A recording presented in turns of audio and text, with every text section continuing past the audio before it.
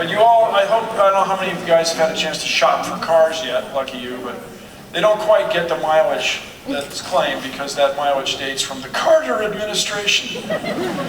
Sort of at the beginning as Motown gave way to disco. And so it gets about 10 miles a gallon. I can tell you absolutely for sure on a stack of US Constitutions that my Prius gets about 46. About 46. Okay, now when I drove down to San Diego just last weekend, I say down, south, and I got 51. When it's all traffic conditions. When the traffic is smooth, you get very good gas mileage. But here's the point, my friends. If every car on the road got 4 or 5 times the mileage that cars get now, everything would be different. We could make very different decisions about what we do with our blood and treasure in the United States. We could change the world. Now, I remind you, the Prius is not made of some unobtainium amazing something. It's made of car stuff. It's got tires and I've been in it. It's got seats and radio, and it's got batteries and windshield wipers. It's a car. It's just a bunch of different engineering decisions when you go to build it. Instead of making it heavy as we possibly can, we'll do something else.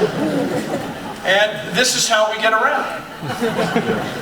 I'm pretty sure this is the Orange Crush, which is a freeway interchange in Orange County, the OC. You down with that? Anyway, I'm claiming, I don't think this is especially controversial, that this is not an especially efficient use of land. This is taking up a lot of space to move a few people around. And this is generally what I call the inefficiency of our time. And so that's Beijing, Hyderabad, which is in India, and then that's Los Angeles, which is in the United States. So, go Los Angeles, go Dodgers. Yeah, okay, it's all good. All right, with that said, we are making some surprising choices as a society, and I am calling on you, the future of that society, to change the world. For example, I just got a little bone to pick. These are the kids at NASCAR. High-tech NASCAR, cutting-edge technology. It is not. The engines are from the 1950s. These people are obsessed with the past.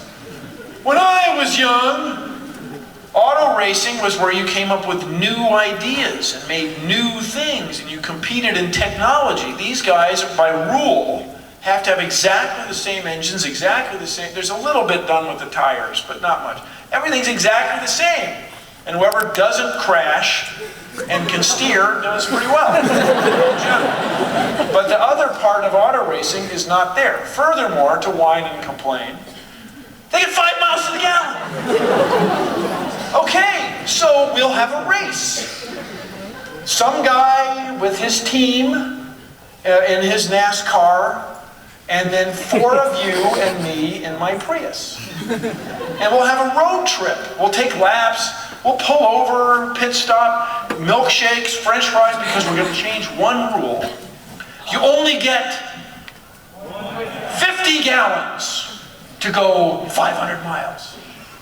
50 gallons. We would win because they couldn't finish. This is a choice that we made. Oh yeah, they use leaded gas. They had one race where they didn't use leaded gas, whatever.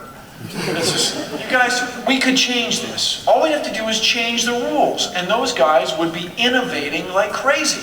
They would be people in the United States changing the world. All right. For a couple years, I had the use of the General Motors EV1. Did you guys ever see this car? You can hate cars, you can hate people that like cars, but this car was sexy.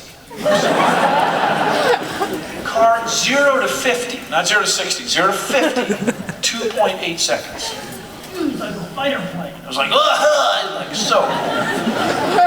But the man comes to my house and takes the car away. General Motors took them all back. You couldn't buy them. They would not sell them to you. They took them all to Arizona and they crushed them. I know. And I'll just tell you, they got basically the equivalent of 35 miles to the gallon in energy conversion, although zero emission. The energy efficiency was not that high because the batteries were so heavy. But this, my friends, was 10 years ago, or 9 years ago. Now batteries, I mean, think about an old cell phone. You can hardly lift it, right? And now everybody complains, the battery only lasts 3 days. Yeah. And I mentioned, for adults it lasts 3 days.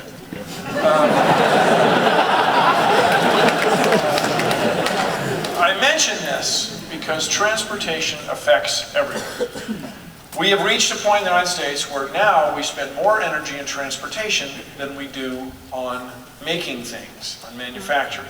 Transportation affects everybody in the whole world because when you mess up the air here in Baltimore, it affects the air in Papua New Guinea or Norway or wherever it is, because we all share the air. We have one atmosphere. And people in the developing world, they're not waiting. They're not content to screw around. There's guys, I took this picture a few weeks ago, there's guys on